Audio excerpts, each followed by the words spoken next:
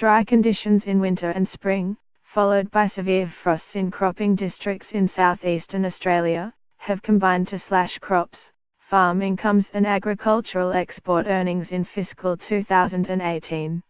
Australia's wheat crop, forecast to be just over 20 million tonnes, is on track to be the lowest in a decade. The fall in incomes for some farmers, particularly grain producers, coincides with rising fuel and electricity prices and means a large number of farmers will have less cash to spend in regional areas. Dry conditions hit grain farmers in all grain-growing states this year, but had a particularly harsh impact on growers in New South Wales and Queensland who were also hit with above-average temperatures.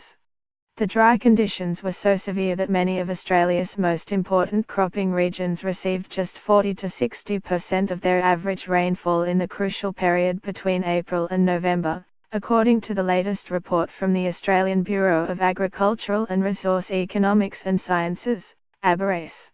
The report forecasts the gross value of farm production to fall 7% to $59 billion in fiscal 2018. Down from last year's record $63 billion result.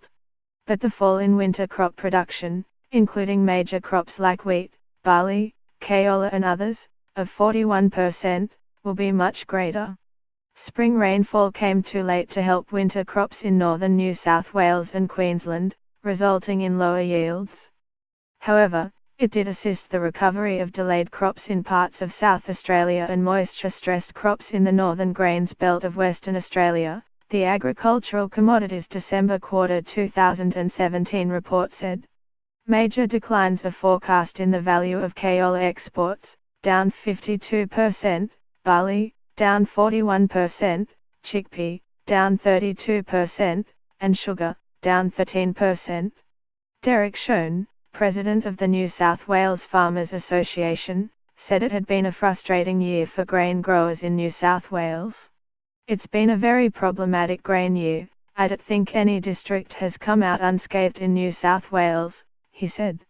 In the north of the state some of them did even plant a crop, because they did have the moisture there to warrant them planting a crop. And then some that did plant a crop, it basically died on them. So they had a very disappointing result after a bumper year last year, he said. And then, as you move down the state, it was patchy all the way through, and then we had the late frosts in August and September that took a large swag of the kaolin and a lot of the barley out, he said.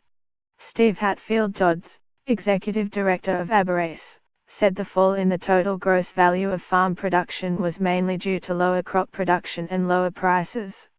Despite the decline, gross value of farm production would still be higher than the average of $55 billion over the past 5 years. This forecast reduction is likely to lead to a decline of around 3% in export earnings, to $47 billion in 2017-18, he said. Dr. Hatfield-Dodds said export earnings were forecast to rise for livestock and livestock products, up 11% to $23 billion, wine, up 12% to $2.64 billion, and cotton, up 24% to $2.1 billion. While grain prices are expected to remain low in 2017-18, prices for livestock and livestock products are expected to increase, he said.